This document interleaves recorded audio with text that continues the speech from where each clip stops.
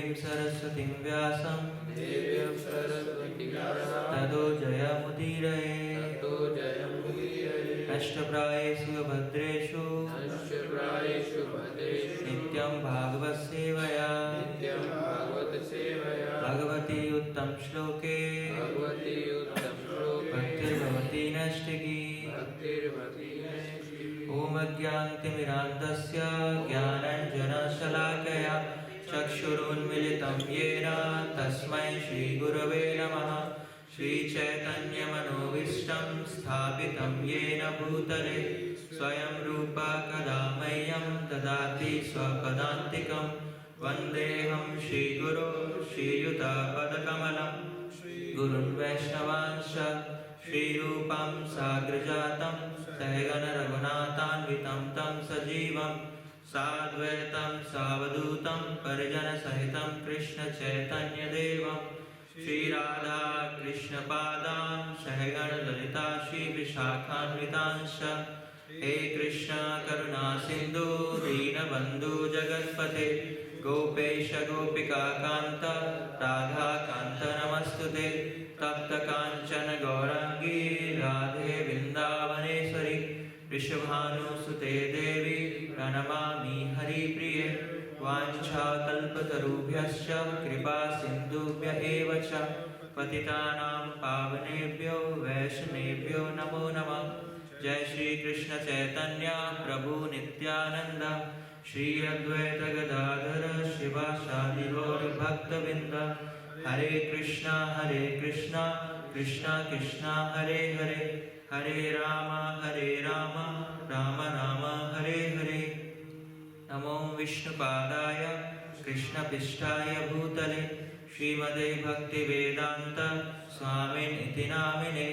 नमस्ते सरस्वती देवे गौरवाणी प्रचारिणे निर्विशेष शून्यवादी पाश्चात्यदेशतारिणे।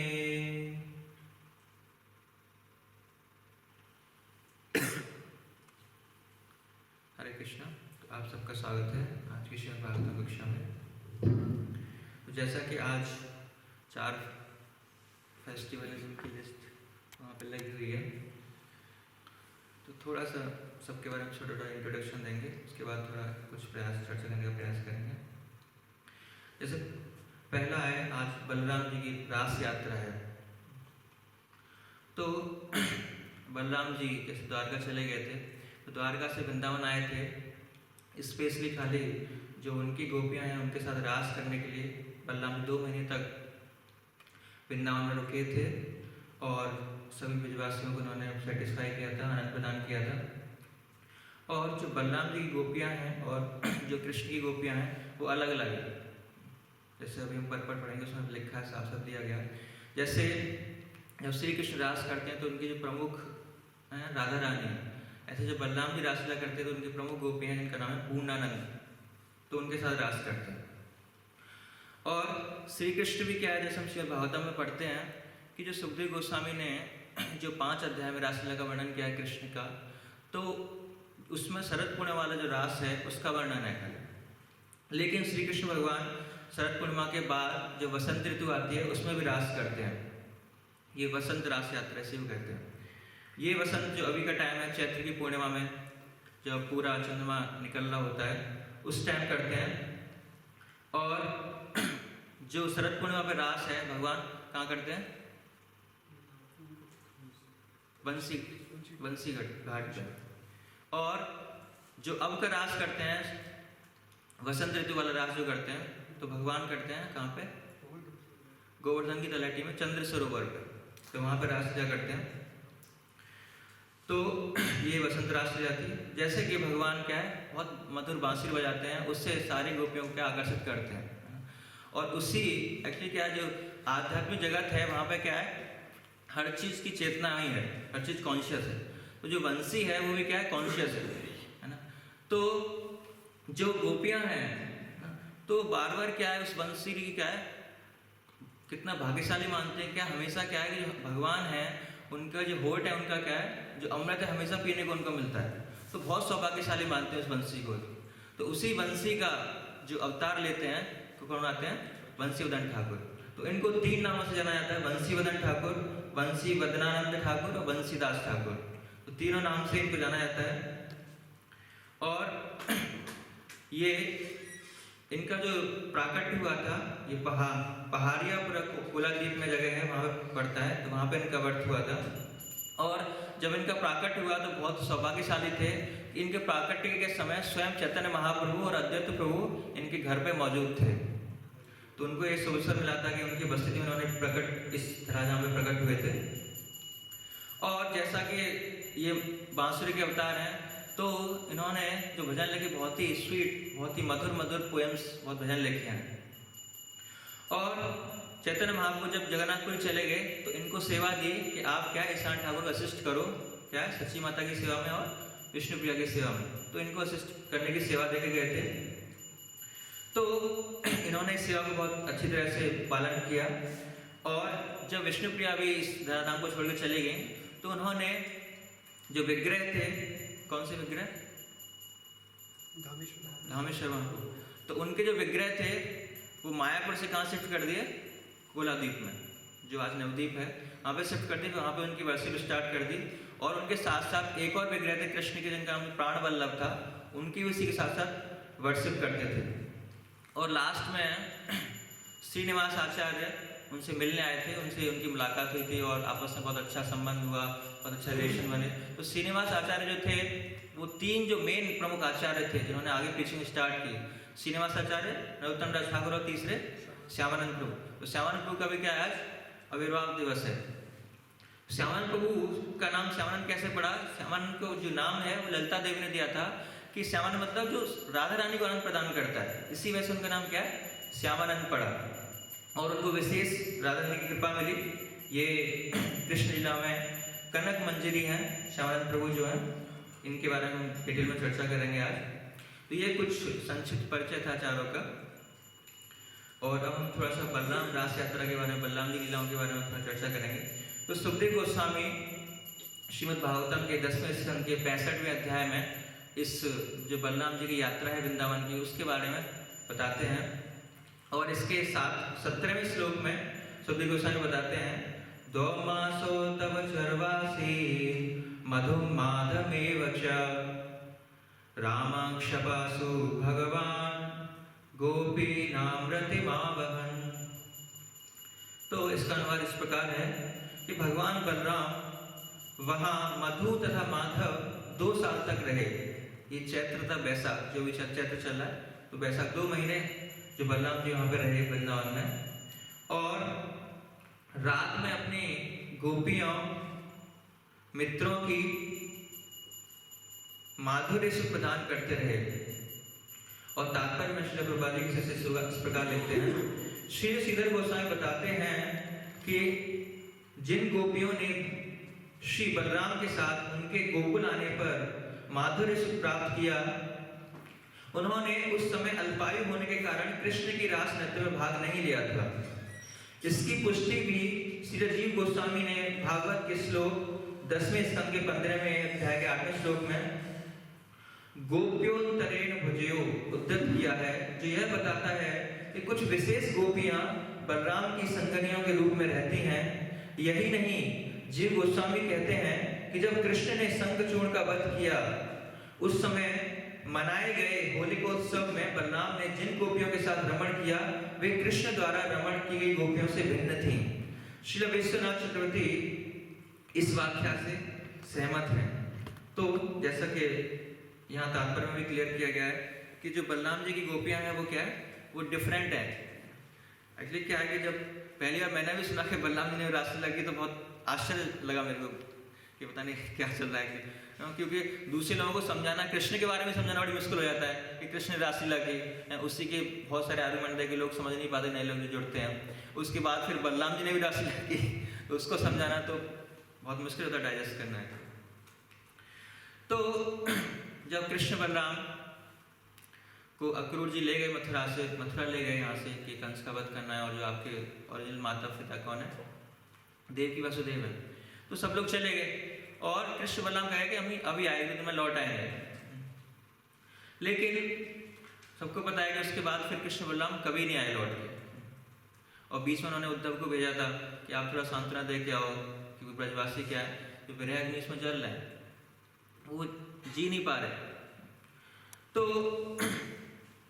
हमेशा क्या है, कृष्ण कहते थे कि आज जाएंगे कल जाएंगे, लेकिन कभी नहीं कहते। हमेशा जो ब्रजवासी हैं उनका वेट करते थे, इंतजार करते थे कि कभी तो भगवान आएंगे, कृष्ण बलराम आएंगे, लेकिन वो कभी नहीं जा पाए। और मथुरा में रहे, मथुरा तो पास में था, तब कभी नहीं जा पाए। उसके बाद तो फिर उन्हें ऐसी परिस्थिति बनी कि द्वारका शिफ्ट होना पड़ा, और द्वारका में जाने के बाद तो फिर वहाँ से तो और ज़्यादा दूर है, तो वृंदावन आने का कोई प्रश्न ही नहीं, फिर तो बिल्कुल ही नहीं आ पाए। तो जो बलराम जी हैं कृष्ण से कहते थे कि चलो, सब लोग वेट कर रहे हैं कि नहीं मैं नहीं जा सकता, है ना, आज ये काम है, अभी ये है वो है, तो बहुत सारे काम बताते थे और वो कभी नहीं जाते थे। जैसे कि जो दाऊ जी हैं, बलराम जी हैं, ये क्या है, एक तरह से जो ब्रजवासी हैं उनके लीडर है, क्योंकि कृष्ण के भी बड़े भाई थे। क्योंकि बलराम जी जो बात कहेंगे उसकी बहुत वैल्यू होती थी। कृष्ण के बारे में झूठ बोल सकते थे, लेकिन बलराम जी क्या है, उनकी बात की वैल्यू होती थी। तो अगर बलराम जी हैं, इसका मतलब क्या है, कृष्ण भी वहीं उपस्थित हैं। जैसे गोपियों को क्या है, बहुत सांत्वना दिया कि कृष्ण क्या है, हमेशा कभी जो ब्रज है उसको छोड़ के नहीं जाते। लेकिन गोपियों को उसका प्रूफ का है, ठीक है कृष्ण छोड़ के नहीं जाते, अगर कृष्ण यहाँ पे होते तो उनके साथ कौन होता, बलराम जी भी होते। बलराम जी नहीं है, इसका मतलब क्या है, कृष्ण भी नहीं है। अगर बलराम जी हैं तो इसका मतलब क्या है, कृष्ण भी हैं। तो इस वजह से क्या है, वो कृष्ण के विरह में दिन रात क्या है तड़प रही थी, कब कृष्ण आएंगे। तो हमेशा उनका इसी में लगा था कब कृष्ण आएंगे, लेकिन कभी कृष्ण को मौका नहीं मिला, या कभी आना नहीं चाहते थे भगवान, तो कभी आए नहीं। तो जो बलराम जी, उन्होंने कृष्ण भगवान से रिक्वेस्ट की थी कि आप तो नहीं जा रहे, क्या है मैं ही जाता हूँ।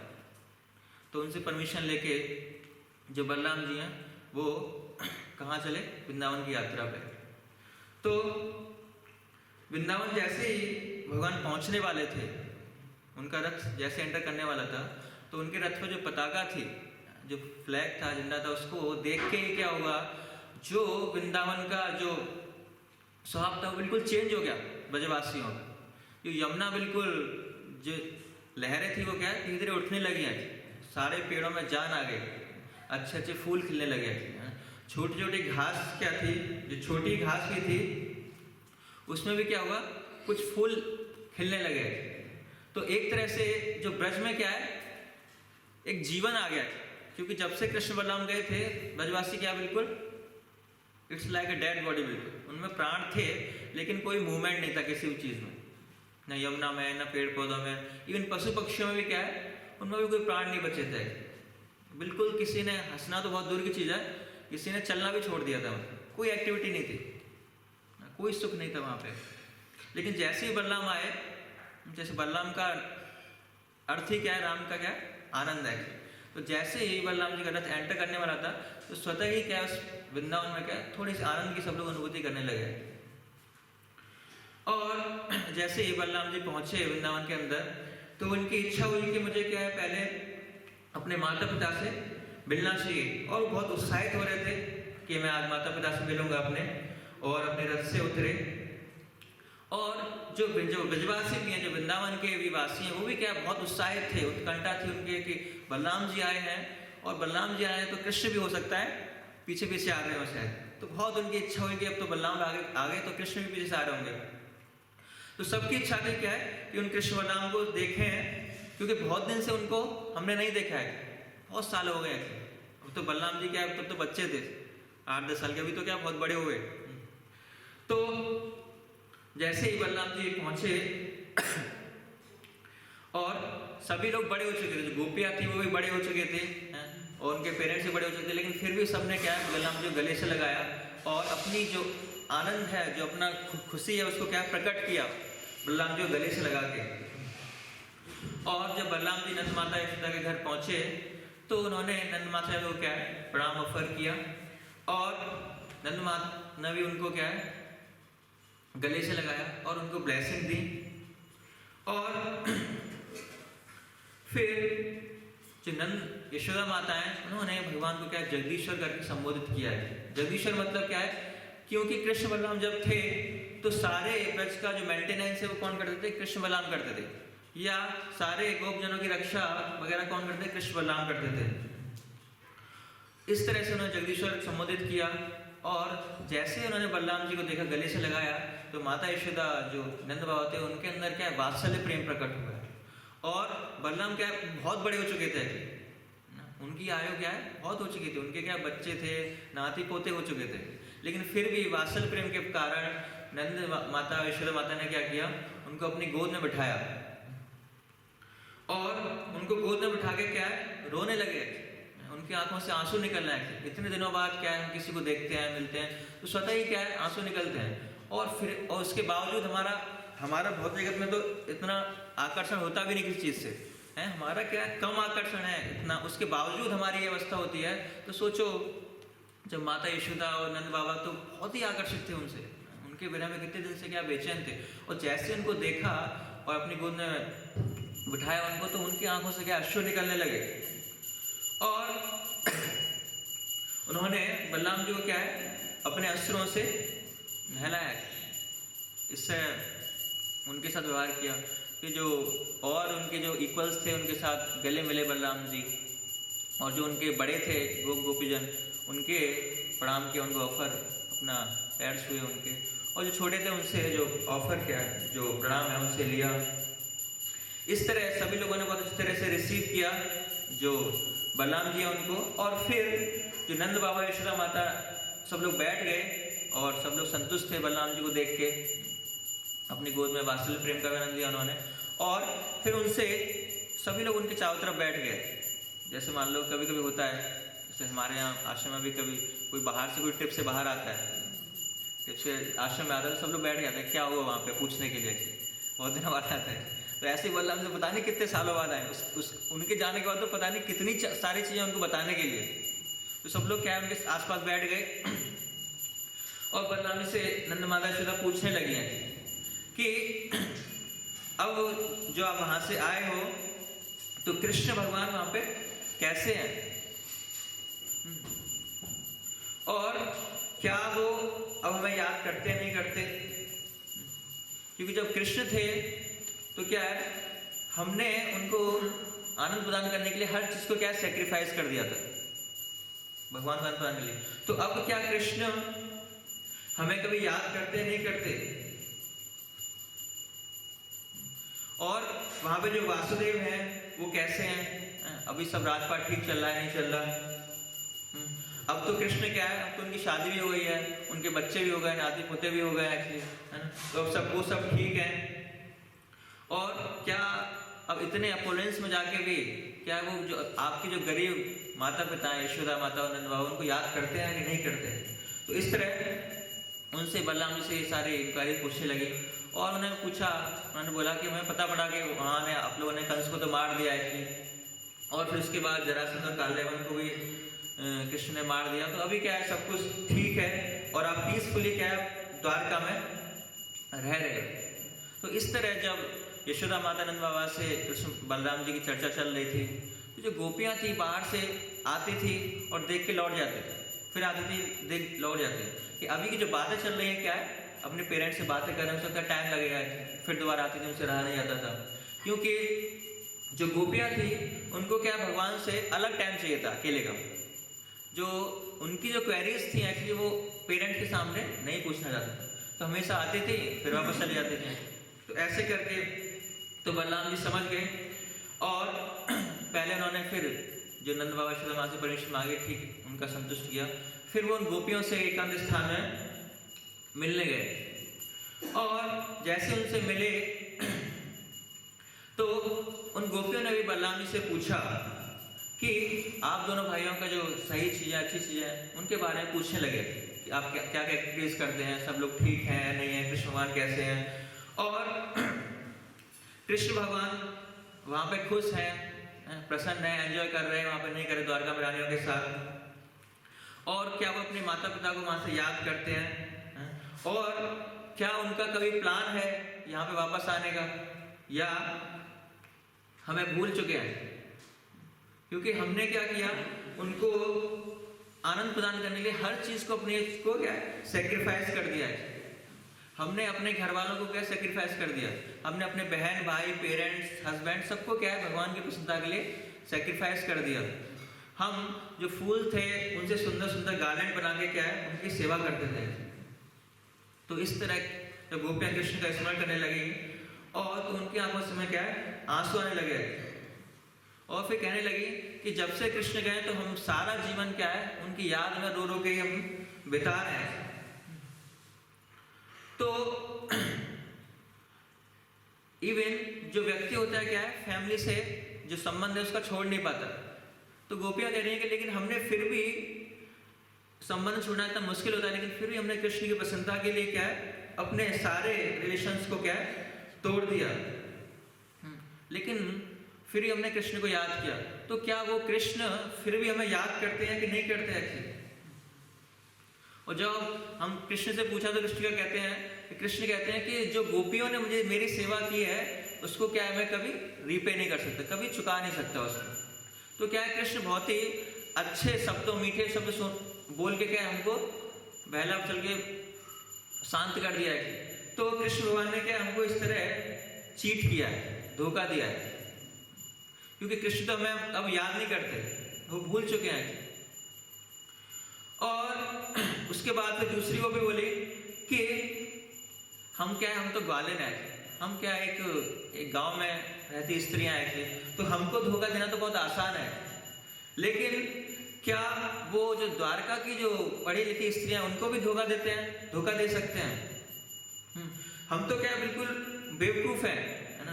तो हमको धोखा देना बहुत आसान है कृष्ण के लिए, लेकिन हमें बहुत आश्चर्य हुआ कि वो अगर द्वारका की रानियों के साथ भी ऐसा करते हैं। तो फिर दूसरी को भी बोलती है कि जो कृष्ण है क्या है बहुत चतुर है, बहुत चतुर हैं और ऐसे मीठे शब्दों द्वारा क्या है स्त्रियों को जो गोपियां हैं उनको क्या है रिझाने में अब कामयाब होते हैं। तो उनके अंदर एक कला है जिससे क्या है वो दूसरी गोपियों को आकर्षित करते हैं। और फिर इतने में दूसरी को एक और गोपी आती है, वो कहती है कि आप क्या है फालतू में किसकी बातें कर रहे हो, कृष्ण की बातें कर रहे हो, वो तो यहाँ पे है ही नहीं, तो आप फालतू में टाइम पास कर उनकी बातें करके। तो हमें क्या है दूसरे सब्जेक्ट मैटर में कुछ बात करनी चाहिए। ऐसे व्यक्ति के बारे में क्या बात करना कि जो हमें ही छोड़ के चला गया हुआ है। तो एक और वो भी बोलती है कि हो सकता है कि हम लोग तो क्या है कृष्ण के बारे में टाइम पास कर सकते हैं, हम तो जो कृष्ण के बारे में क्या है हमसे टाइम पास नहीं हो रहा, हम क्या रो रहे हैं, लेकिन कृष्ण क्या है आराम से हमारे अनुपस्थिति में भी क्या है आराम से रह रहे हैं, द्वारका की रानी के साथ एंजॉय कर रहे हैं। तो इस तरह जो गोपियां हैं बलराम जी के साथ क्या कृष्ण की चर्चा कर रहे थे, और इतना वो कृष्ण की चर्चा करते करते इतना कृष्णमय हो गए कि आपस में रोने लगे और भूल गई हम कहाँ पे। ये चर्चा बहुत देर तक चलती रही और वो भूल गई कि उनके आंखों से क्या आंसू भी निकल रहे हैं और सब बलराम जी भी सामने खड़े हैं। तो सारी जो बाहरी एक्सटर्नल चीज है सबको भूल गए। फिर लॉर्ड बलराम है उन्होंने देखा कि ऐसे ऐसे ये स्थिति आ गई है, तो उन्होंने फिर उनको पैसिफाई किया, सांत्वना दी, और फिर उन्होंने जो कृष्ण के बारे में और कथाएं हैं, जो एक्टिविटीज हैं कि कृष्ण क्या करते हैं, क्या दिनचर्या रहती है उनकी, क्या क्या लीलाएं की वहां पर जाकर उन्होंने कृष्ण के बारे में चर्चा करके उनको बताया जो कृष्ण की गोपियां थी। और फिर और जो गोपियां थी जैसे तात्पर्य में पढ़ा था कि उस टाइम क्या थी बहुत यंग थी और उस टाइम पे वो कृष्ण के रास नृत्य में जिन्होंने भाग नहीं लिया था। तो उन गोपियों की इच्छा थी कि वो जो बलराम भगवान है उनके साथ रास नृत्य करें। तो बलराम भगवान का यहाँ पे आने का यही एकमात्र पर्पस क्या था कि उन गोपियों को क्या है सेटिस्फाई करें, उनका यही मात्र पर्पस था। एक लेक्चर में सुन रहा था कि ये जो गोपियाँ थी ये क्या नाग कन्याएं थी, ये नागलोक में रहती थी। तो ये ब्रज इनको बाद में पता पड़ा और ये ब्रज में बाद में प्रकट हुआ है। तो इसी कारण से वो उस रास नृत्य में भाग ले पाए और इनकी इच्छा थी कि ये किसके साथ रास करें, बलराम भगवान के साथ। तो उनको यही चीज देने के लिए क्या है भगवान यहाँ पे आए थे। तो भगवान जो है बलराम उनको जैसे हमने डिस्कस किया था अभी, जो बलराम जी ने कहाँ पर रास नृत्य किया था बताया नहीं था मैंने, किसी को याद है बताया? जैसे हमने भी भजन गाया था जय जय राम घाट रोहिणी नंदन। तो जो भगवान बलराम है उन्होंने राम घाट में नृत्य किया था। उस जगह का नाम बाद में राम घाट पड़ा, पहले तो खाली जगह थी तो वृंदावन के फॉरेस्ट में। तो गए तो उन गोपियों को लेके वहाँ पे गए। तो जैसे चैत्र पूर्णिमा थी तो चंद्रमा क्या पूरा निकला हुआ था और जो बहुत ही सुगंधित वातावरण था जहाँ पे कौमुदी के फूल खिल रहे थे, तो चारों तरफ क्या सुगंध फैल रही थी। तो वृंदा देवी ने जो वरुण देव हैं उनको क्या है सूचित किया कि बलराम जी क्या यहाँ पे रासलीला करने वाले हैं। तो जो वरुण देव ने क्या किया, जो उनकी बेटी है वारुणी, तो उनको एक लिक्विड फॉर्म में क्या है, एक तरल फॉर्म में भेज दिया भगवान की सेवा करने के लिए। तो जैसे ही वारुणी यहाँ पे आई, वृंदावन पहुंची, तो पूरा माहौल क्या इतना सुगंधित हो गया है, चारों तरफ से 10 दिशाओं में क्या बहुत अच्छी सुगंध आ रही थी और सब लोग उस सुगंध से क्या है बिल्कुल मदहोश जैसे हो गए थे। और फिर बलराम ने और जो गोपियां थी उन्होंने क्या है उसका पान भी किया है और बिल्कुल क्या है फिर वो थोड़ा सा मदहोश हो गए। और जो गोपीज थी वो जो बलराम है उनके क्या है गुणगान करने लगी फिर। और जो बलराम जैसे थोड़े से मदहोश हो चुके थे, उनकी क्या है फिर इच्छा हुई कि इन गोपियों के साथ क्या है कि जो जल क्रीड़ा की जाए। पर देखा आसपास जल तो कुछ है नहीं, है ना, यमुना जी बहुत दूर थी। तो बलराम बहुत खुश महसूस कर रहे थे और इस खुशी का आनंद को क्या और बढ़ाना चाहते थे, क्या है जो गोपियां थी उनके साथ जल क्रीड़ा करके। तो फिर उन्होंने देखा यहाँ पे तो पानी कुछ है नहीं, तो उन्होंने यमुना को आदेश दिया कि आप क्या है यहाँ पे आ जाओ और हम क्या है मैं यहाँ पे जल क्रीड़ा करना चाहता हूँ। तो यमुना देवी जी उन्होंने बहुत इग्नोर कर दिया, उन्होंने नेग्लेक्ट कर दिया। क्यों? क्योंकि उन्होंने पूछा कि ये तो पिए हुए हैं एक्चुअली, है ना, इंटॉक्सिकेट है, तो ऐसी अवस्था में जल क्रीड़ा ठीक नहीं है एक्चुअली। और दूसरा उन्होंने सोचा कि मैं क्या हूँ, मैं तो इनके जो अनुज है उनके भार्या हूँ, तो ये मेरे में क्या लगते हैं, तो ज्येष्ठ लगती है, तो मेरे बड़े भाई के समान है, जेठ हैं, तो इनके सामने जाना क्या है उन्हें थोड़ा सा शर्म लाज होनी चाहिए। इस वजह से उन्होंने क्या उनको नेग्लेक्ट किया। लेकिन बलराम जी को ये बात क्या है बहुत बुरी लगी कि यमुना जी ने क्या है मेरे जो आदेश है उसका पालन नहीं किया है और मुझे नेग्लेक्ट किया है। तो उन्होंने बिल्कुल इच्छा से क्या है कि मैं क्या करूँ, यमुना को खींच के यहाँ पे ले आऊँगा। तो बलराम जी की ऐसी इच्छा हुई और जैसे ही बलराम जी की इच्छा हुई तो यमुना जी को भी याद आ गया कि ये कोई साधारण मनुष्य, ये स्वयं क्या है भगवान है। और इन्होंने हस्तिनापुर में भी क्या किया था, जब दुर्योधन वगैरह नहीं मान रहे तो उन्होंने क्या किया था कि अभी हस्तिनापुर को खींच के क्या कर दूंगा, गंगा में विलीन कर दूंगा। तो उन्हें याद आ गया कि तो स्वयं परम शक्तिमान है, ये तो कुछ भी कर सकते हैं। तो फिर तुरंत उनको याद आ गया और फिर जैसे ही यमुना जी पहुंची बलराम जी के पास, उनसे क्या है क्षमा मांगने लगे कि आप तो क्या है परमेश्वर हो, आपके बिना तो कुछ है नहीं, आप स्वयं परम पुरुषोत्तम भगवान हो, तो आपकी तो इच्छा मात्र करने से क्या है सब कुछ हो जाता है। तो मैं क्षमा मांगती हूँ, मुझसे गलती हो गई। और फिर उन्होंने एक चीज और ऐड की कि ऐसे तो भगवान मुझे क्षमा नहीं करेंगे। तो उन्होंने क्या किया, मैं क्या हूँ, मैं कृष्ण की प्रेयसी हूँ, तो इस वजह से क्या मुझे क्षमा कीजिए।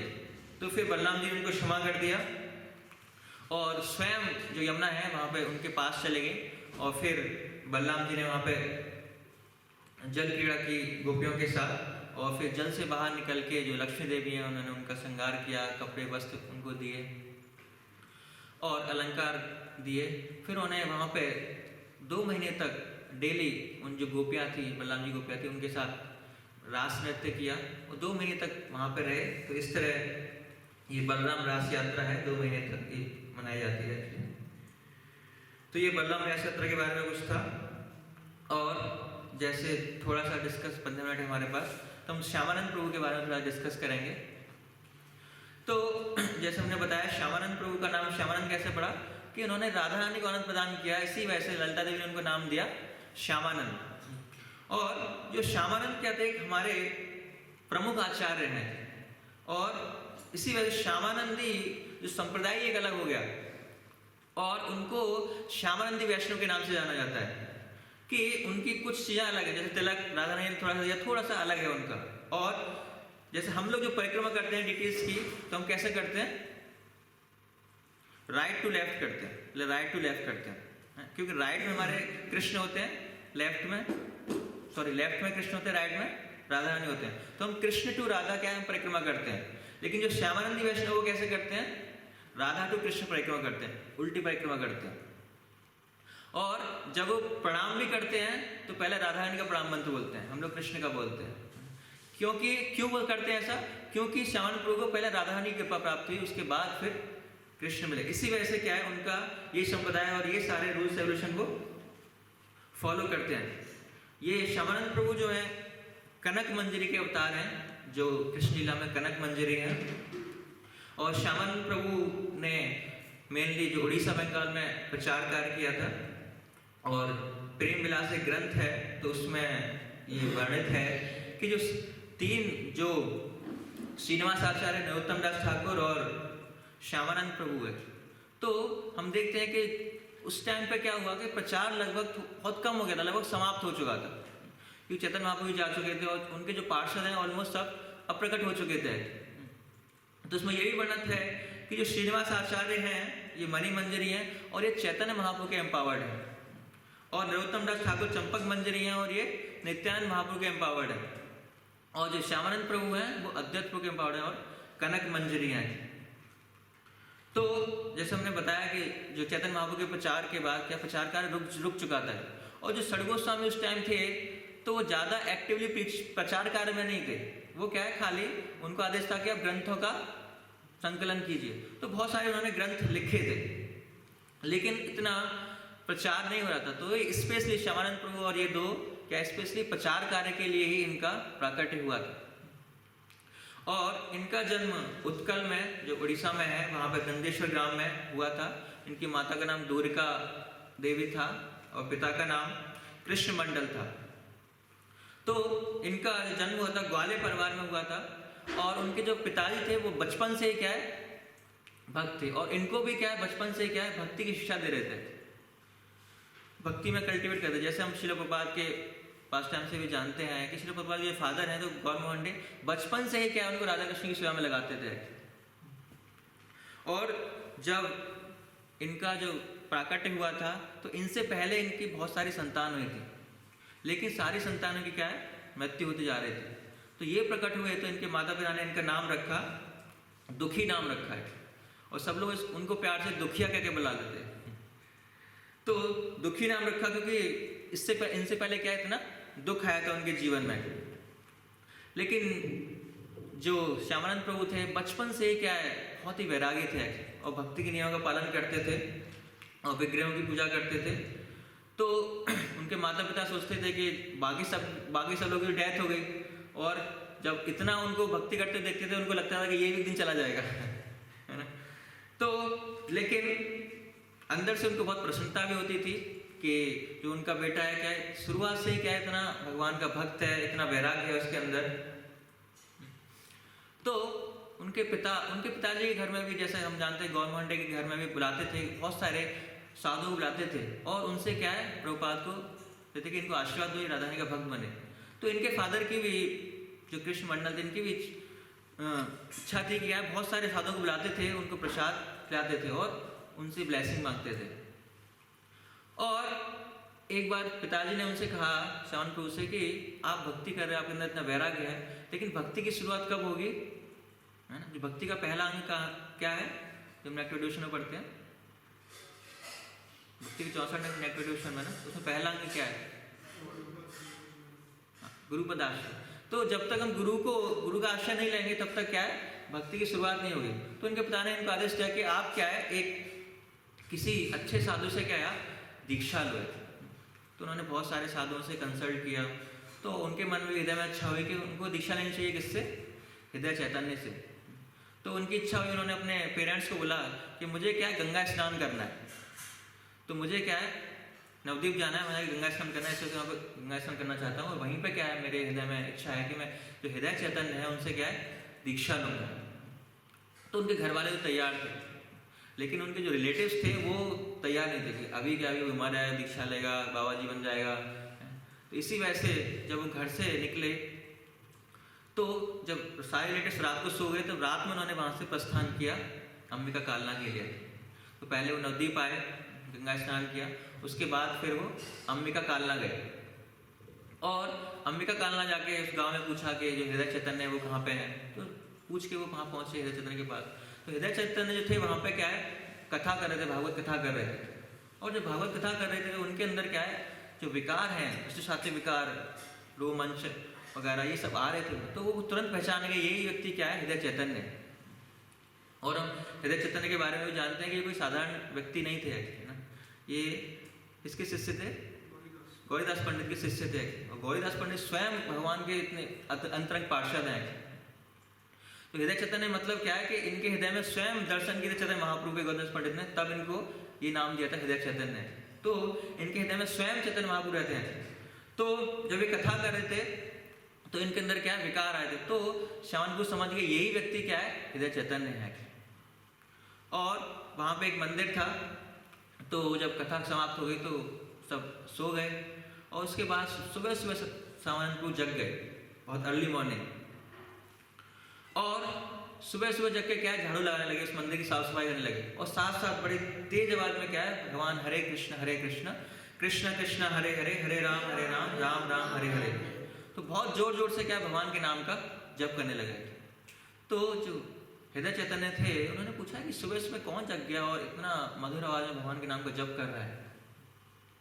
तो लोगों ने बताया कि ऐसे ऐसे एक दुखी नाम का व्यक्ति आया है और आपसे मिलना चाहता है, आपसे दीक्षा लेना चाहता है।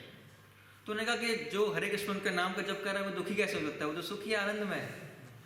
तो फिर इस तरह उन्होंने हृदय चैतन्य की 1 साल तक सेवा की।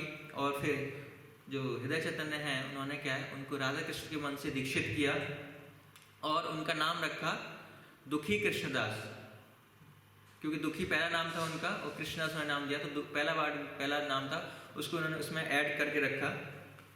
और इस तरह उनकी वो सेवा करने लगे। तो फिर जो श्यामानंद प्रभु थे उनके मन में इच्छा हुई, पहले उनकी इच्छा हुई थी गंगा स्नान करना है, अब उनकी इच्छा हुई कि मुझे यमुना स्नान करना है। तो उनकी इच्छा हुई कि मुझे वृंदावन जाना है। लेकिन ये जो उनकी इच्छा थी उन्होंने अपने गुरु को नहीं बताया कि गुरु से ऐसे पूछूंगा तो ठीक नहीं है।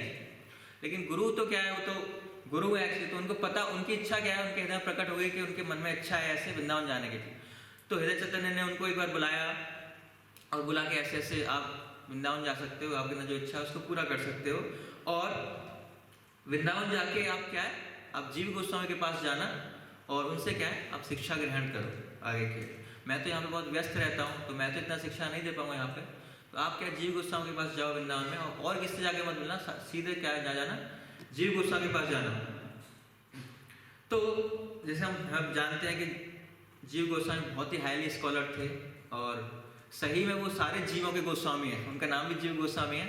तो सारे जीवों के गोस्वामी हैं और उनको द्वितीय व्यास बोला जाता है। जो व्यास देव थे उन्होंने क्या 4 लाख श्लोक की रचना की थी और जीव गोस्वामी ने भी क्या लगभग उतने ही 4 लाख श्लोकों की रचना की। तो जब वो जीव गोस्वामी के पास पहुंचे तो जीव गोस्वामी ने उन्हें एक्सेप्ट किया। उन्होंने बताया कि ऐसे ऐसे मुझे हृदय चैतन्य भेजा है, उन्होंने उनको एक्सेप्ट किया। तो जब वो पहुंचे वहां पे 2 लोग पहले से ही थे। कौन कौन, नरोत्तम दास ठाकुर और श्रीनिवास आचार्य। तो पहले से ही वहां पे वो अपना अध्ययन कर रहे थे जीव गोस्वामी के गाइडेंस में। तो ये तीसरे व्यक्ति पहुंच गए। तो जीव गोस्वामी क्या करते थे, उन्हें जो फिलॉसफी जो सिद्धांत पढ़ाते थे और साथ साथ क्या है प्रैक्टिकल सेवा भी कराते थे। जैसे गुरुकुल में भी होता था पहले, तो सेवा बहुत प्रैक्टिकल जो सेवा थी वो बहुत जरूरी थी पुस्तकों ज्ञान के साथ साथ। तो जो तीनों में क्या थे, खाली श्यामानंद प्रभु क्या है दीक्षित थे, बाकी दोनों की अभी दीक्षा नहीं हुई थी। तो सेवा के लिए जो नरोत्तम दास ठाकुर हैं तो उनको भी भेज देते अपनी गुरु की सेवा में। वो लोकनाथ जो गोस्वामी थे उनसे इंस्पायर थे, उनकी सेवा में भेजते थे। और श्रीनिवास आचार्य को भी जो गोपाल गढ़ गोस्वामी उनकी सेवा में भेजते थे। लेकिन ये तो दीक्षित हैं, तो इन दीक्षित को क्या सेवा दी उन्होंने कि आप जाओ झाड़ू लगाओ। तो दीक्षा बनने के बाद हम झाड़ू लगाने के योग्य होते हैं। ये मतलब ऐसा नहीं है कि झाड़ू लगाना जो सेवा है खाली न्यूफाइट्स की है, तो ऐसा नहीं है। तो झाड़ू लगाना सेवा मतलब क्या है, भगवान के घर में या भगवान के मंदिर में झाड़ू लगाना मतलब क्या है, दीक्षा के बाद ही सेवा मिलती है उनको। तो यहाँ पे दीक्षा के बाद श्यामानंद को ये सेवा मिल रही है। और फिर उनको एक्सेप्ट किया और वो सेवा कुंज में जाके क्या है रोज झाड़ू लगाने लगे वहाँ पे, बहुत हृदय से क्या है वो झाड़ू लगाते थे। तो ये सेवा देख के बहुत सालों तक उन्होंने ये सेवा की। ये सेवा देख के राधा ने क्या बहुत प्रसन्न हुई आज, और राधा ने सोचा कि अब इनको क्या है कुछ कृपा प्रदान की जाए। तो एक दिन क्या हुआ, जो रात में राधा रानी गोपियाँ श्री कृष्ण के साथ रास कर रही थी, और सुबह क्या भोर हो गया, और सुबह भोर में जल्दी जल्दी सबको जल्दी गोपियों को जाने की आई थी, और जल्दबाजी में क्या हुआ, राधा ने दौड़ के बाहर निकली सुबह भोर में, तो क्या उनका जो पैर का नूपुर है वो क्या हुआ, वो वहीं गिरा हुआ रह गया। और फिर जब घर पहुंच गए सब लोग, तो उन्हें याद आया कि जो राधा रानी का क्या नूपुर क्या है वो मिसिंग है। तो ललिता देवी जी उन्होंने बोला कि हो सकता है वहाँ पे ना एक बाबा है, वो क्या है रोज झाड़ू लगाते हैं, तो हो सकता है उनको मिला होगा नूपुर। तो राधा ने बोला कि ठीक है आप ललिता देवी आप जाओ और उनसे वो नूपुर ले आओ। तो वहाँ पहुँची श्यामान प्रभु के पास, तो उनसे पूछा कि आप यहाँ पर रोज झाड़ू लगाते हो, तो आज जब आपने झाड़ू लगाई सुबह तो आपको कुछ मिला है यहाँ पे क्या? तो उन्होंने बोला कि हाँ मिला है मेरे को, यहाँ पे नूपुर मिला है। तो ललिता देवी ने बोला कि मुझे दे दो। तो उन्होंने बोला कि आपके तो पैरों में दोनों नूपुर हैं, आपका तो है नहीं, किसका है? कि नहीं मेरी सखी का है और वो मेरे घर में ही है, उनका है, मैं उनको दे दूंगा, मुझे दे दो। कि नहीं मैं ऐसे नहीं दूंगा, आप उन्हीं को भेजो जिनका नूपुर है। क्योंकि जब हमें चोरी का सामान मिलता है तो हम क्या है उसी व्यक्ति से बिल्कुल जांच पड़ताल करके ठीक क्या उस सेम सही व्यक्ति को चीज़ पहुँच जाएगी, तो उनका उत्तरदायित्व है। तो उन्होंने बताया कि जिसकी चीज़ें सही व्यक्ति को पहुँचे, आप पता नहीं किसको दे दो, क्या हो किसका है कुछ पता नहीं है। तो उन्होंने मना कर दिया कि आप उन्हीं को बुला के लाओ। तो ललिता देवी गई वहाँ पे, तो फिर राधा ने उन्होंने बताया कि आप जल्दी चलो नहीं तो फिर वहाँ से वो गायब हो जाएंगे। तो फिर राधा ने वहाँ पे आती हैं और रानी पूछते कि मेरा नूपुर है, दे दो वापस। तो श्याम को कहते हैं कि आप लोग यहाँ पर रात में कर क्या रहते हैं? तो ये क्या ऐसे कि उनको थोड़ा डांटते हैं मतलब। तो फिर राधा ने को भी क्या है गुस्सा आता है और उनसे नूपुर बिल्कुल छीन लेते हैं, है ना। तो फिर उनको बताते हैं कि मैं क्या है, मैं वृंदावनेश्वरी हूँ और सारा वृंदावन क्या है मेरी लीला स्थली है। तो जैसे ही उन्होंने अपना जब राधा ने अपना को रिवील किया तो श्याम को क्या है बिल्कुल मूर्छित हो गए, और क्या है उनके जब मूर्छित होने के बाद जगह फिर रोने लगे। तो फिर ललिता देवी ने राधा रानी से रिक्वेस्ट किया कि आप इनको क्या है कृपा कीजिए।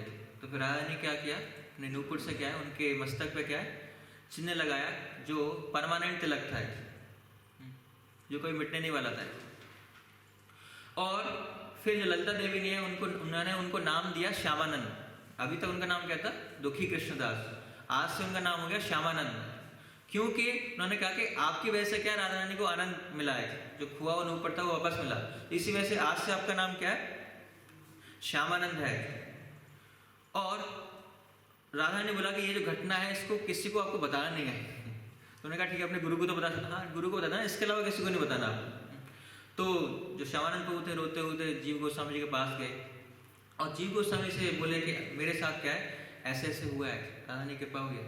तो जीव गोस्वामी ने उनको बिल्कुल गले से लगाया और उन्होंने बोला कि आप बहुत क्या है सौभाग्यशाली हो और आपको क्या है स्वयं राधा रानी की क्या है कृपा प्राप्त हुई है, तो आप क्या बहुत भाग्यशाली है। जीव गोस्वामी क्या है राधा रानी की कृपा को समझ गए।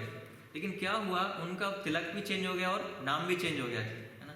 अब क्या कुछ वैष्णव को पता चला कि ऐसे ऐसे जीव गोस्वामी ने क्या है, अभी तक किसी को नहीं पता था क्योंकि राधा ने मना किया था किसी को नहीं बताना है। तो उन्होंने केवल जीव गोस्वामी को बताया था कि ऐसे ऐसे मेरे साथ लीला हुई है, राधा की कृपा हुई है।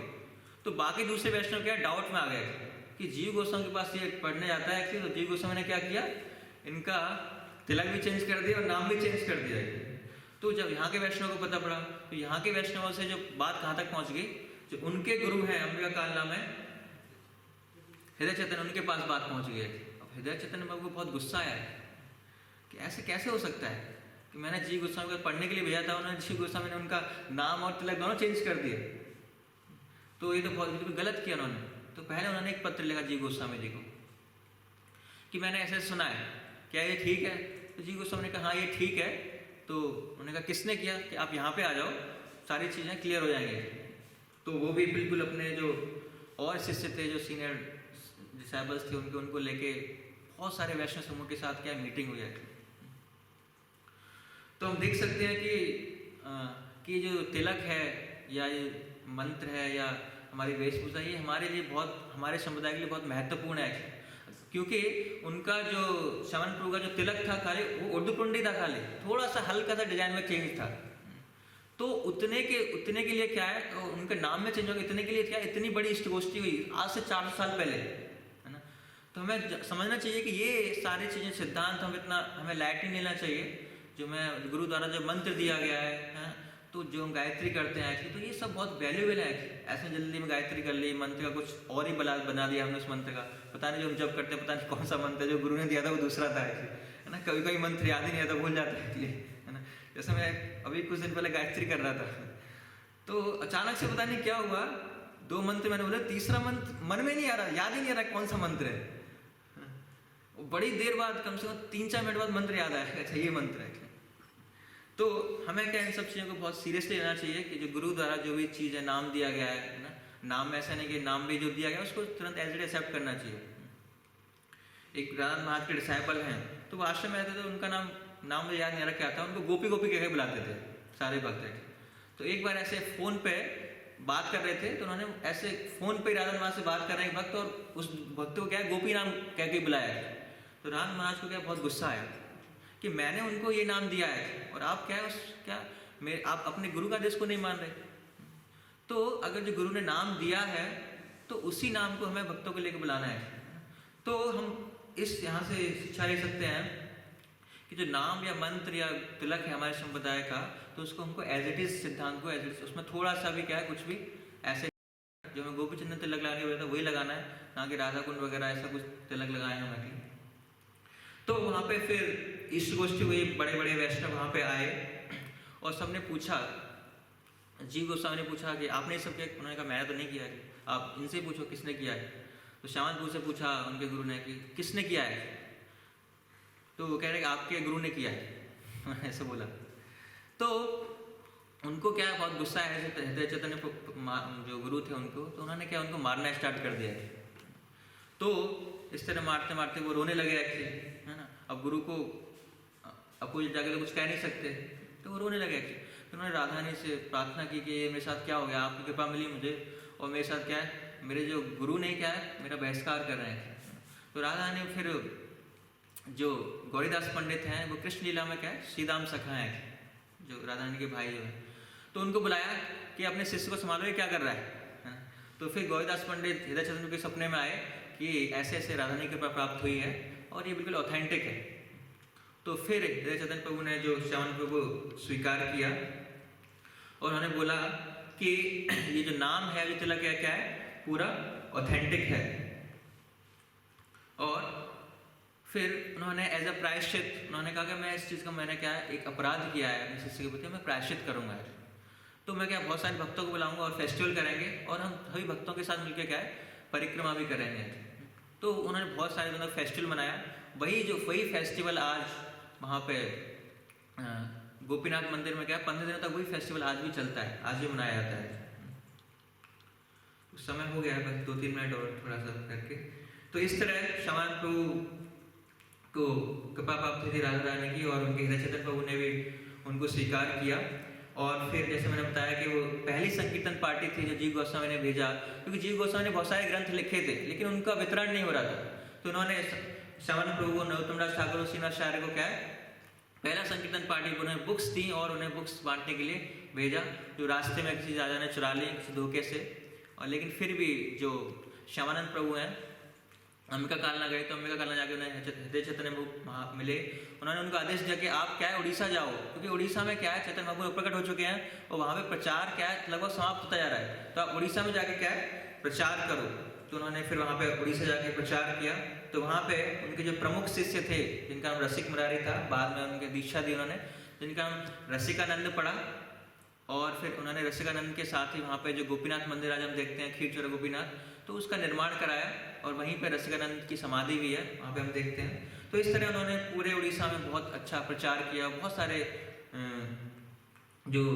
सारे शिष्य बनाए। और उन्होंने वहाँ पे श्री श्री राधा गोविंद देव जी का डीटी भी इंस्टॉल किए।